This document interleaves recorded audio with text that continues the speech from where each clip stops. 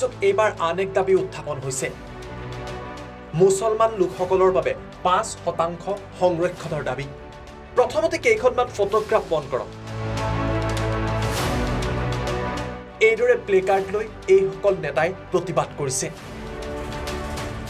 চৰকাৰী চাকৰিত 5% আসন মুছলমান লোকৰ বাবে সংৰক্ষণৰ দাবী উত্থাপন হৈছে।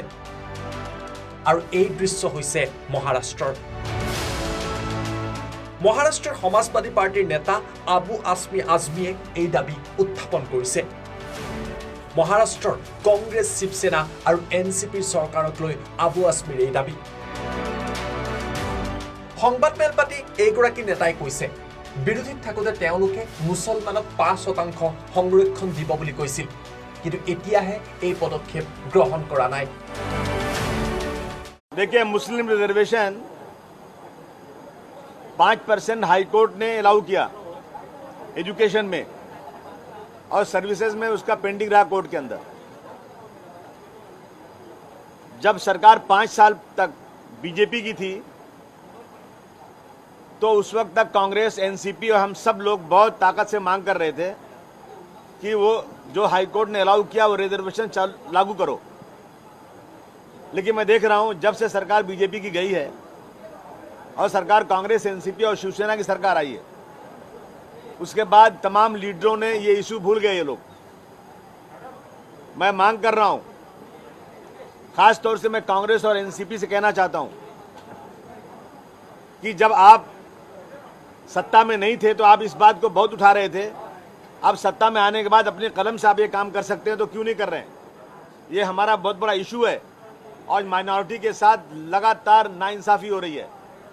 सीएए, एनआरसी, इस देश के 13 राज्यों ने रेजुलेशन पास किया विधानसभा के अंदर कि हमारे राज्य में सीएए, एनआरसी लागू नहीं होगी।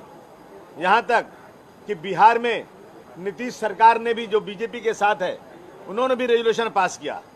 मैं मांग करता हूँ आदरणीय मुख्यमंत्री उद्धव ठाकरे साहब से और आदरणीय अजित पवार साहब से कि इसी सेशन के अंदर आप ये रेजुलेशन लाइए कि सीएए, एनआरसी इस स्टेट में लागू नहीं होगी। दूसरा, रिजर्वेशन के लिए भी इसी सेशन के अंदर अनाउंस कीजिए, नहीं तो समाजवादी पार्टी इसके ऊपर पूरी तरह से हम सड़कों पर उतर करके इसके खिलाफ आवाज़ उठाएंगे। सीएए, एनआरसी में जितने लोगों पे केसेस हुए थे, हमारी सरकार ने कहा था कि सबके केसेस उठा लेंगे, लेकिन आज भी डीसीपी ऑफिस में, एसीपी ऑफिस में लोगों को बुलाकर कई घंटे बिठाया जाता है। उन केसेस को तुरंत जो वादा किया था पूरा करो। नहीं, हम तो समर्थन इसलिए किए कि बीजेपी सत्ता में ना आने पाए, बाकी हमारा समर्थन का कोई दूसरा इशू नहीं है। दो में कौन लेसर एविल है, हम उसी के साथ खड़े हैं, लेकिन हमारे इश्यूज को हम उठाएंगे और अपनी पार्टी से बात करेंगे। जो कदम उठाने पार्टी कहेगी वो करेंगे हम लोग।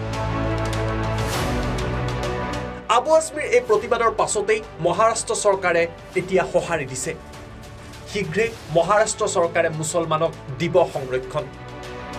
আৰু এই কথা প্ৰকাশ কৰিছে মহাৰাষ্ট্ৰৰ এই কংগ্ৰেছৰ মন্ত্ৰী আসলাম শেখে।